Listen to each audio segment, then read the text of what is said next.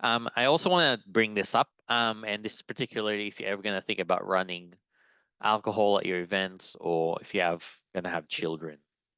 And there's this lack of understanding with the word duty of care, and how it is shared with between us and between the university. Um, you know, considering that we're the ones that, if you ever apply for funding, we're the ones that provide you with that staff funding, and also insurance, and your in-kind stuff like equipment that you hire, or the rooms in general.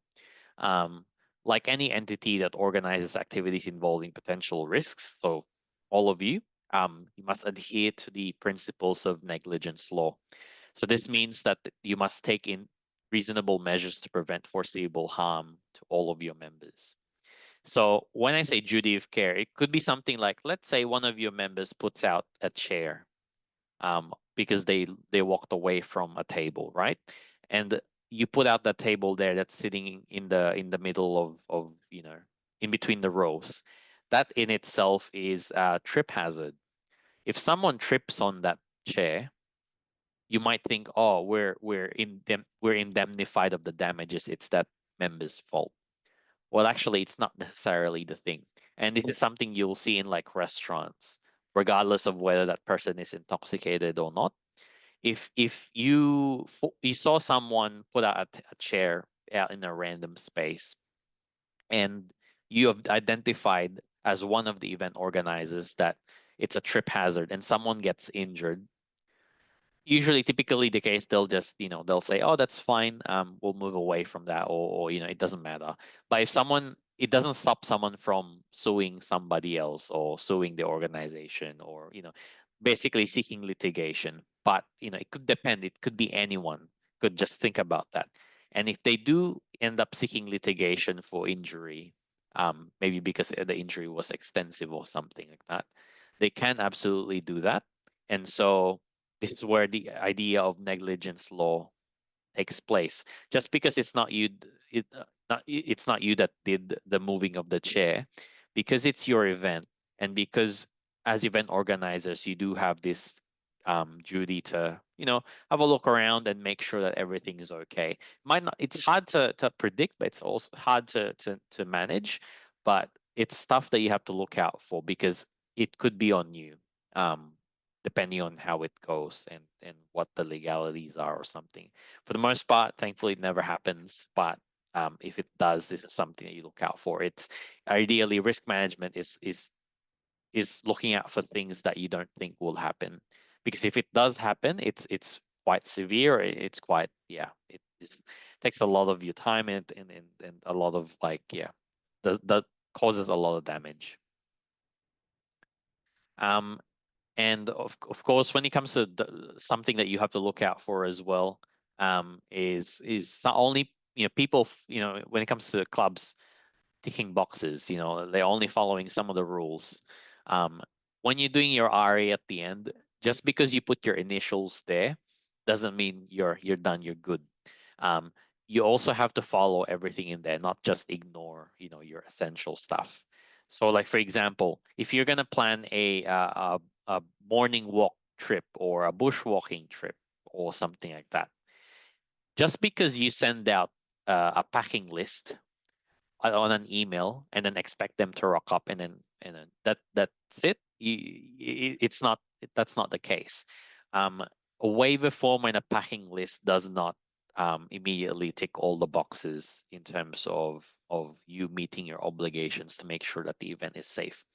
If, for example, you don't conduct a gear check, for whatever reason, that does not mean you've done your duty of care, that you've ticked all the boxes, and that you allow, because you're basically allowing a participant to engage in an activity despite the situation where they're actually not, it's not safe for them to participate, and it's a potential to breach your duty of care.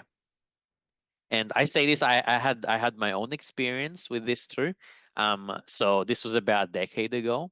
I was on a field trip for a geology class, and basically I was kind of like an indoor, very much an indoor person, quite introverted and all that. I did follow through with the gear list, but I was not quite, um, I guess not as aware as I am now, with the requirements. And so I rocked up to a field trip in Crocs. Kind of stupid that I rock up in Crocs, but that's how it was. And at that time, risk management and there wasn't any form that I had to fill out apart from like an attendance sheet. And like you know, we're supposed to be responsible for our own medication, our own medical stuff. There wasn't a medical disclosure that I had to fill in at that time, and this was with uh, a tertiary organization. So I rocked up in Crocs, but they allowed me to go, and they didn't say anything about it. And I ended up getting on an accident when we went on a swamp, like a marshland. I sank halfway through a mangrove, and nobody really cared. Like the unit coordinators, that sort of thing, they just thought that I was being stupid. But it took one random student who had all the right gear to just haul me out of there, but no one else helped. But it's one of those things where nowadays that stuff wouldn't fly. If something happened to me that's worse, they will say, "Oh, well, it's that guy's fault," but it's actually not the case. And yeah, something you have to think about now. There's a lot of things that were